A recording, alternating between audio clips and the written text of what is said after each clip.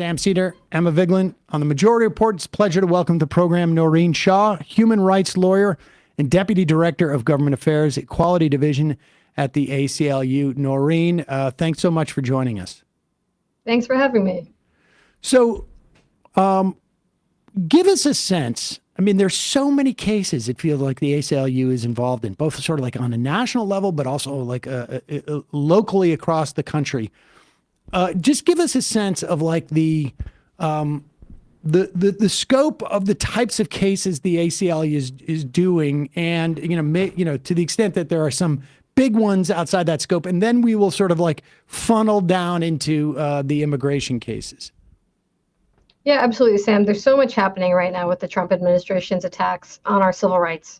And we knew that would be the case. And at the ACLU, we've been preparing for really the whole last year before the president even won the election for this moment. And what we knew we'd be facing was attacks on our democratic institutions, whether it's universities, state and local government leaders in opposition to what the Trump administration is doing, the entities in the U.S. government that fund vital services.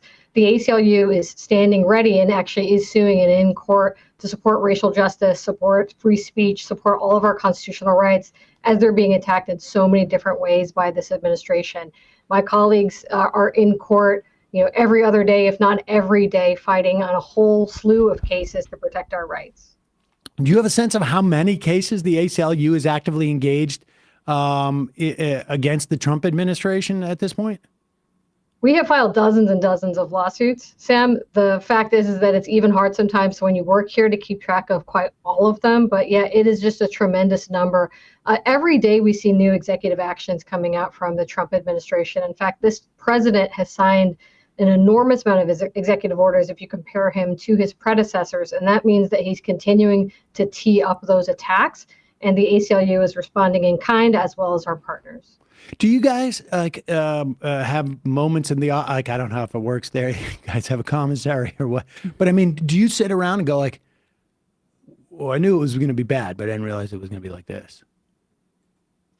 I can't say that we do that. Honestly, Sam, the thing is that we were preparing for the worst in so many different ways. And we were all thinking about what are the worst things that the president could do with the powers that he has, and stretching the law to the limit, and even willingness to break the law and go beyond constitutional norms. That was in our minds. And the reason is because we had lived through a lot of this. A lot of us were fighting during the first Trump administration. And what we know from that time was that the president was proposing to do things that at times he wasn't even allowed to move forward on because there were the so-called adults in the room who were holding him back. And what a second Trump administration promised was that those adults in the room were not going to be there. And instead, he was going to surround himself with loyalists, with people who would say yes to his worst impulses. And that is, of course, what we have seen. People like Stephen Miller, who are eager to use this administration's powers to the fullest potential to go after immigrants and to go after our communities. There's also, I would say, the added dynamic, too, of Pam Bondi as Attorney General and the different way that the Trump administration has approached the Attorney General's office, the Department of Justice. Like, that's a whole new set of challenges, I'd imagine, for the ACLU. What we're seeing is that the Trump administration wants to weaponize the Department of Justice, weaponize the Department of Defense, weaponize all kinds of agencies across the board to achieve their ends, which include going after immigrants, going after political protest and dissent, going after anyone who does not toe their line across a range of issues. And the problem is that at the same time, the administration is also trying to gut these agencies.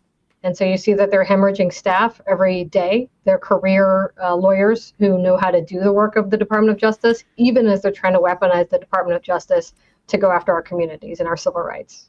Yeah, I want to get to that point in just a moment, because I think that's an interesting dynamic. But before I do, one question that may be outside of your portfolio, but from your perspective, and your colleagues' perspective, is the dynamic that Trump gets an idea in his head and there's nobody there, there's no adults in the room to stop him? Or is it that he has surrounded himself with for lack of better term, I know that you wouldn't use this one necessarily, but colloquially, lunatics who because Trump knows they're protecting him, they're just allowed to do what they want. And so they're sort of like, I wouldn't say freelancing, it's within stuff that makes sense to Trump, but like they're sort of like it's being generated from like Stephen Miller, to me feels like a guy who has an agenda that Trump would be just too lazy to develop, but he's fine to sign off on it on some level. Is that your sense, or is that too sort of obscured to us? We don't know. I mean, the reality is that when we were in the first Trump administration, we saw all this turnover within the White House happening the first year. Remember, we kept going through all these stuff. And so it was clear, you could read between the lines, and sometimes you would see leaks that made it clear that there was disagreement within the White House at those highest levels. We don't have the kind of insight at this point into what's happening inside the White House. What is clear is that there are people who've been waiting in the wings, people like Stephen Miller, who had years and years to dream up their plans, and they broadcast those plans. They told the New York Times and they told others, here's what we're planning to do. And some of what they were planning to do was outlandish, would be unprecedented if it happened. It was extreme and reckless. And of course, that's exactly what we see the administration embarking on right now. Something like threatening to reopen Alcatraz sounds like something the president might have thrown out in a meeting. It could equally be something that there's people in the administration who said, let's reopen prisons, let's increase mass incarceration in this country, let's outsource prisons to other countries. It's hard to know which is which. Are they giving way to the president's worst impulses, or are they acting on longstanding ambitions? It's probably a little bit of both. That point you made about the DOJ, you've got career lawyers who I had to, in some instances, resigning. Career lawyers that are, have been fired. Talk about this dynamic where it feels like the administration does not have the resources to actually fight the number of cases that are coming at them. Like, how often does that come up in the type of cases that the ACLU and that you're aware of, where it's just like they punt and try and push the case down the road because they don't have the resources to address each one? It's almost like the opposite of their sort of media strategy in flooding the zone. It's almost like the ACLU and other organizations have flooded their zone on a legal basis. Well, we're winning in a lot of these cases, and not only the ACLU, but also our partners. And the reason we're winning is because we're asserting fundamental bedrock ideas and principles in our Constitution, like due process. And so you even see federal judges who were appointed by President Trump in his first term, like the judge in Southern District of Texas, saying, actually, no, the Alien Enemies Act, this wartime authority, cannot be invoked just by snapping your fingers and magically saying that it can be invoked to override due process and congressionally passed law in the due process or summarily send people to a place like El Salvador, like the state cop, which is known as a prison where people are tortured. So the Trump administration is firing and it's not the case that they don't have the lawyers to file the briefs, but you see federal judges calling into question the sufficiency of those briefs, the sufficiency of the arguments, and there's a lot of questions to be raised about why the administration is continuing to put forward really extreme legal positions that it doesn't have to. It's putting forward those positions in their briefs. They're also saying things on television and in press conferences that are really bewildering from a strategic point of view. Like in the case of Garcia, this man, this Maryland father who's sent to El Salvador. And you've got to wonder why the administration is digging so hard. The American public clearly believes that this is a person who should be brought back to the United States, and it's an example of the cruelty and the recklessness of this administration. Naureen was just telling us that from their observations, the Trump administration is making very radical and extreme contentions in their briefs, in their arguments, and in public on television on these cases in a way that Naureen was suggesting were almost unnecessary. Right. And she was just citing, just to recap, because I know she was sounding a little robot-y there. The Abrego Garcia case like, why doesn't the administration just bring him back? They admitted in the context of court that they had made a mistake. Why not just bring him back? And it's as if they're attempting to set some type of precedent. And when she reconnects, we will ask her that question. So we're back. And Naureen, you were just telling us that from your observation, the observation of your colleagues, the administration seems to be making arguments in their briefs that are extreme and in some instances radical. And you also cited like their unwillingness to bring Abrego Garcia back when they sort of have indicated they could. And the implication being that it's almost like they're not necessarily, I don't want to say trying to win the cases, but it's as if they are trying to make some other point and they're going in some other direction. Is that like, what do you, let me rephrase that. What do you make of them not, there's different ways you approach a case. It's like, what's the way that I can have my client win and not necessarily make a larger principled or ideological or, do it on these precepts. Like, my job as a lawyer is to win. And it feels like the administration isn't necessarily doing that. Like, how do you account for that? I think this president wants to keep flexing his muscles, right? I mean, he just goes into it headlong every time he's offered a question that, the answer is, does everybody on U.S. soil have due process? The answer is an easy yes. But that's not his answer.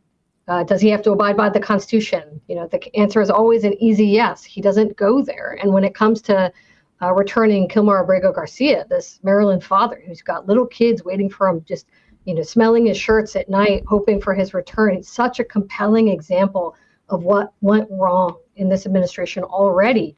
The president says, yeah, I could get him back. And that, of course, flies in the face of apparently what the DOJ's litigation strategy is, because they've been saying, we can't just order El Salvador to bring him back, but the president just can't help himself, apparently, and has to say, yeah, I could get him back. I have this power, because he calls himself the big deal maker. And so he wants to be seen as as the most powerful person in the world. He's putting up AI generated images of himself as the Pope. There's something about this guy that's really absolutely clear. He wants to show that he has the power to do everything. At the same time, his administration's making legal arguments about what they can and cannot do. Well, does that end up implicating these cases? I mean, when the president goes out there and says, yeah, we could get him back, but I don't want to do it. The next day, are ACLU lawyers or other lawyers saying, like, he just said he could do it. Your client just said he could do it. We're not counsel for Kilmar Abrego Garcia. The ACLU isn't, but I know that his counsel and all the lawyers in a bunch of cases on behalf of individuals who were sent to El Salvador are going to be making the case that the president is saying one thing. We also have Secretary Noem in Congress today and later this week and next week also testifying on these same issues. And people are going to be taking a hard look at those statements and seeing what they can do to make sure that the administration faces real consequences for the fact that it not only sent Kilmar Abrego Garcia, but more than hundreds of men to El Salvador, to a place where we knew that they were likely to be tortured, where they would be harmed. People call this prison one that you'll never see the sun again once you go in, and that the only way out of this prison is in a coffin. I mean, that should horrify all of us. And of course, we want to see everybody be able to get out of that facility and be returned, including the people who are the ACLU's clients in our case on the Alien Enemies Act, a wartime authority that they used. Yeah, let's talk about that Alien Enemies Act. Tell us the nature of, I would assume there are multiple cases involving this question. Are there not, or are you guys working on the primary case as to the validity of his using the Alien Enemies Act? And if so, give us the various sort of legal questions and sort of standards that have to be applied. Because I do know the DNI just declassified something that said that Trenta Agua is not run by the Venezuelan government. Right. And so it seems to me there's a bunch of different questions as to whether he can actually use the Alien Enemies Act, and then questions on how he can use it. But one of them can be, like, does he have just like unlimited authority to declare that we're at war? And then, like, what are the elements that he needs if he doesn't have unlimited authority? So walk us through the case that the ACLU is doing. Well, the ACLU challenged the invocation of the Alien Enemies Act. And remember, this is a wartime authority. It's only been used in situations of wartime or within days of a war. It's not something that we've seen presidents just kind of snap their fingers and say, I've decided that there's a gang and they constitute a war threat, and I'm going to use this basically to override law that's been passed by Congress, in this case, the Immigration and Nationality Act, that actually spells out a process for if you want to deport people, here's how you do it. So the ACLU challenged the president's invocation of the Alien Enemies Act. And this was just a couple of weeks ago. But to remind people, though, what happened was that the president invoked the act, and that wasn't initially public, but the ACLU got wind that people were going to be put on planes and sent out of the country. So we filed extremely quickly in the middle, the early hours of the morning. And what the administration did was, even though there were hearings going on and we were before Judge Boasberg in the DC District Court, they got people on those planes, and people continue to be on those planes even after the district court judge had said orally and in writing that those planes need to stop, that those people shouldn't be sent to El Salvador. So that raised serious questions about whether or not the administration was following court orders. The ACLU continues our litigation in DC here over whether or not the administration violated the court orders when they sent those people out. In the meantime, this case on the question of people being sent out based on the Alien Enemies Act has gone all the way up to the Supreme Court, and the Supreme Court has been clear. You have to provide people with notice and an ability to actually file what's called a habeas suit. You can't just spirit people out of the country. Essentially, you can't disappear people from the country and then wash your hands of it, which is in many ways what we see happening over and over again with this administration. So now the ACLU and our partners are filing habeas suits around the country, from Colorado to Texas, to a lot of different parts. My colleagues are in court every other day, it seems like, filing and trying to prevent the administration from steamrolling overdue process. Okay, so I'm clear. There is, under the Alien Enemies Act, you still need due process. That question, and you're seeking that for all the people who've been subject to that. But then there's the upstream question of that, which is, can the president evoke this, and what are the criteria? And there doesn't seem to be any criteria, at least statutorily. There is criteria statutorily. In fact, in the Southern District of Texas, the Trump-appointed judge just ruled that the Insurrection Act had not been properly invoked because the administration didn't meet that. Alien Enemies Act. Sorry, the Alien Enemies Act. That's right. Oh, it's clear what's on your mind, though. What could be coming next? And so, tell us about that case. I mean, is that an ACLU case as well? That is an ACLU case. And so that judge in the Southern District of Texas finds that the AEA is not invoked properly, because what requirements are necessary to invoke it? And then where does that case go after this? Does that apply but that just applies to that area of Texas, correct? That's right. It applies to only that area of Texas. And look, there's a lot of cases being filed, a lot of cases that the ACLU is arguing. Ultimately what's at stake here is the question of due process. And is the administration going to continue to try to use the Alien Enemies Act to get people out of the country? And of course, they don't need to do this. And this goes back to your question of, what are they putting forward in court? Why are they trying so hard when they could take an easier route? They could actually try to deport people pursuant to the Immigration and Nationality Act. They have a lot of authorities there. They're at the same time they're litigating these cases. They're also seeking $175 billion from Congress to fund deportations and detention operations.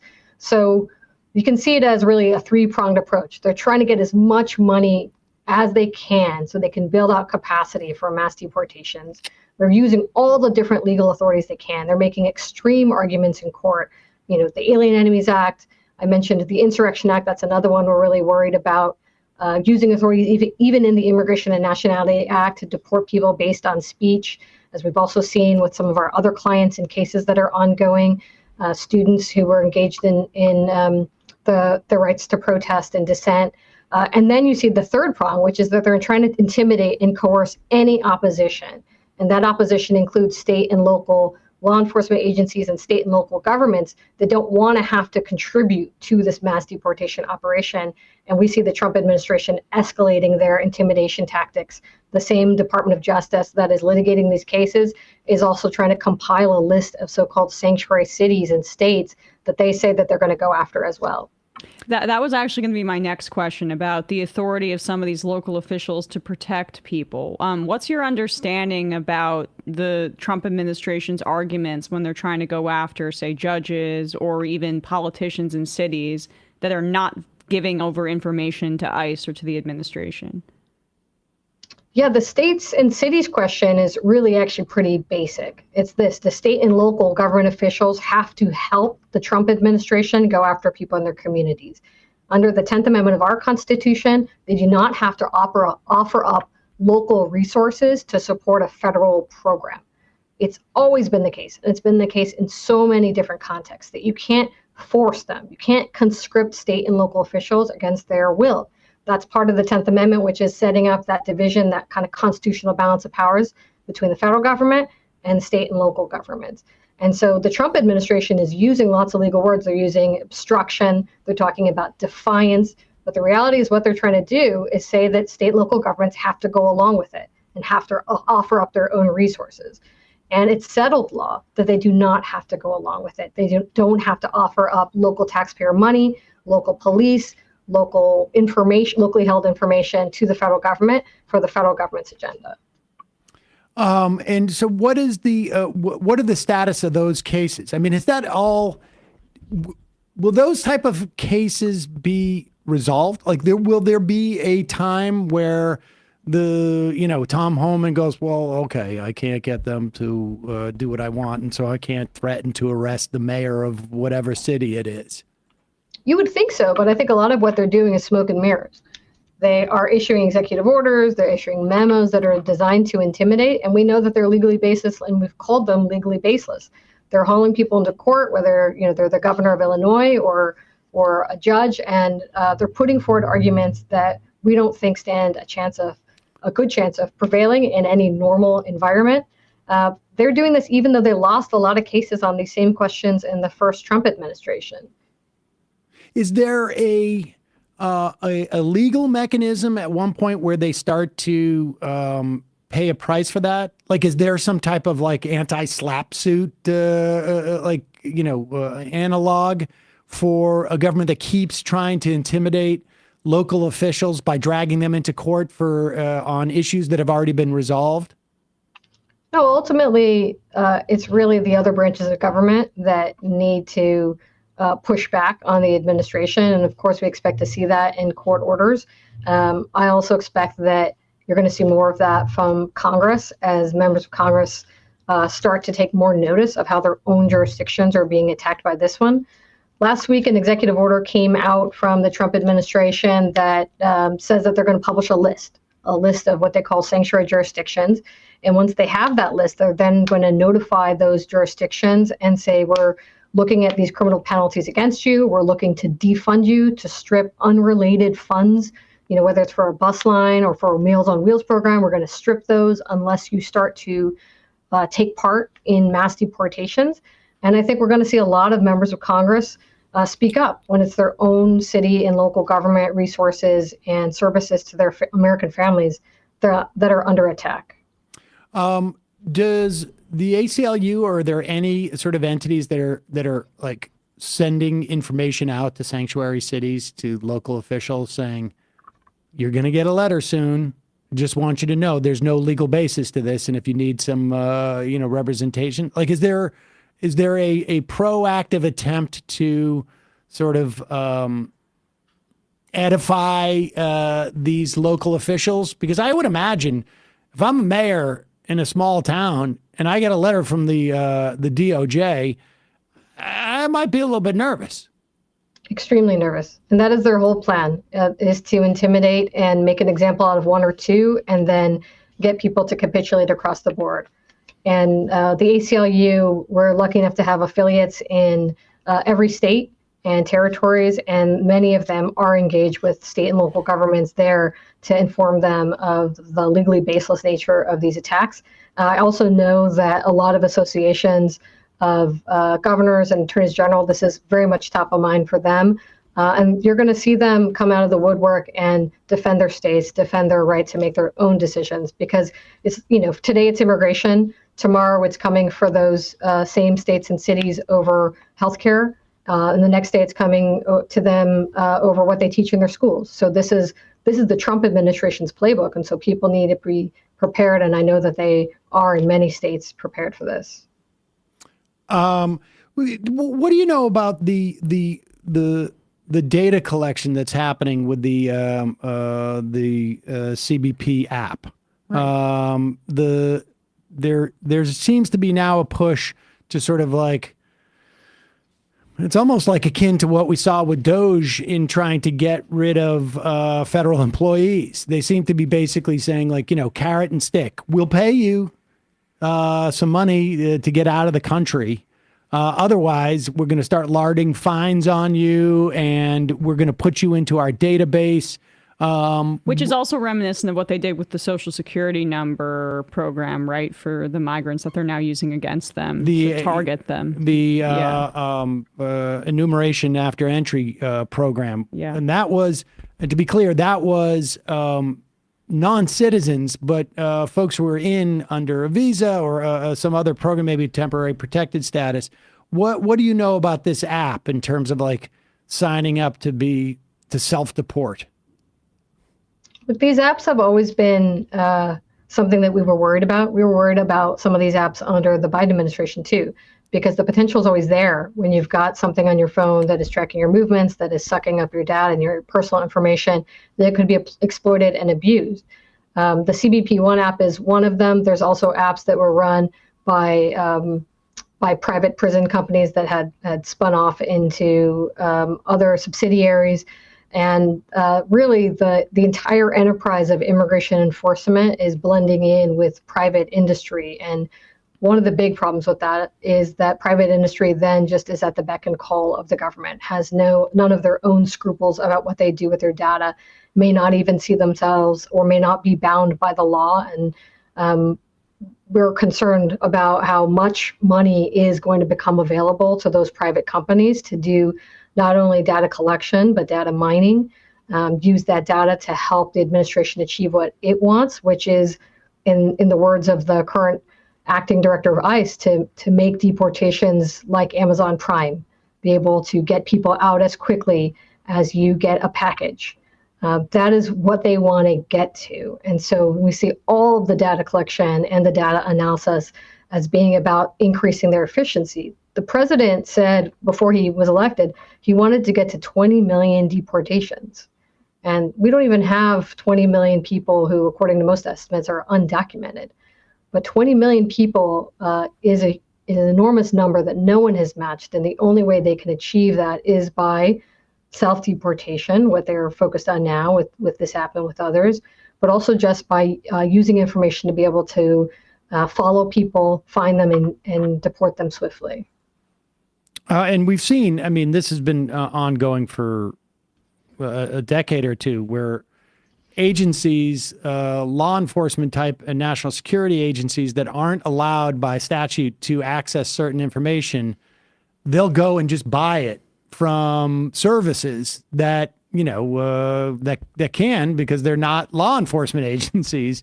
And then they just acquire the information through legal means, as opposed to going after information. It's just a skirt around the law. Okay, let me just, so what is the next front? I mean, you mentioned like we're watching the administration try and intimidate local officials relative to immigration. I don't think they're going to complete that project and then before they launch their next one. Like, what do you folks at the ACLU anticipate could be the next wave or two that we see from this administration that is an assault on rights of Americans? Well, their end game is to be able to have much more capacity to do deportations. And also, what starts with immigrants could then impact U.S. citizens. So as an example, the use of the U.S. military. We're seeing Guantanamo used for immigration detention in a way that is unprecedented, taking people from the mainland of the United States, longtime residents, our neighbors and our loved ones were sent to Guantanamo. And we also saw them, of course, sent to El Salvador. The idea of offshoring prisons is something that should scare us, not only when it has to do with non-citizens, but the president himself has talked about being able to send, the homegrown problem, in his words, potentially U.S. citizens to be held abroad in prisons where presumably they would try to evade U.S. constitutional protections or civil rights protections and put people in conditions that might be horrific. And they'll throw around words like terrorist or lunatic. They'll say worst of the worst, but we won't have the judicial process, if they get their way, in order to be able to say what really is happening. So that's something I'm really concerned about, the use of the military. We're really concerned about the buildup of the military at the southern border. They're turning parts of Texas and New Mexico into militarized zones where they say that if people step forward on them, they could be subject to trespass. We're worried about the use of military force in those areas. And there's so much to be concerned about when you're talking about handing over, more than $100 billion. It's hard to wrap your head around what would they do with more than $100 billion. They could reshape fundamentally what life is like in this country, not only for immigrants, but for all of us. And just to reiterate this point, the thing when they take immigrants to Guantanamo, those immigrants are theoretically afforded the same protections by the Constitution as a citizen. So if they're not getting due process, for instance, once that precedent is set, you don't need to give people in the country due process. It really doesn't matter whether you're a citizen or not a citizen, right? Because the due process rights are not if you're a citizen. They're if you're in the country. And so once you set the precedent, you don't have to apply those due process rights to someone in the country. It really doesn't matter if you're a citizen or not. I mean, even putting aside the fact, there's no way to make that determination often without due process. But in terms of a precedent that once you've done it to one person in the country, you've done it to all the people in the country. Yeah, we see this, every day. You read headlines about people who are being accosted by ICE agents or agents who don't even identify themselves as who they are, who are being treated like less than nothing, who aren't being informed of any of their rights. There was a family in Oklahoma last week that we learned that, federal agents showed up at their house, apparently were investigating on immigration violations or trafficking, but really terrorized this American family. And when the family said, we're U.S. citizens, the reporting is that the federal agents just did not care, didn't show any interest in that. And of course, it's once we see this treatment meted out to people who are non-citizens, it's all too easy for that to become something that all of us experience. And many of us, of course, are in families ourselves where our parents, our siblings, our children don't have that certain immigration status. And so we are thinking about our own family members and our own situations with a lot of uncertainty now. Indeed. Naureen Shah, human rights lawyer, Deputy Director of Government Affairs, Equality Division at the ACLU. Thank you so much for your time. Really appreciate it. Thanks, Sam. Thanks, Emma. Thank you. Hey, folks, don't forget to hit the subscribe button and check out our daily show. We do it every day at 12 p.m. Eastern for about 2.5 hours. We even take phone calls. You should check that out.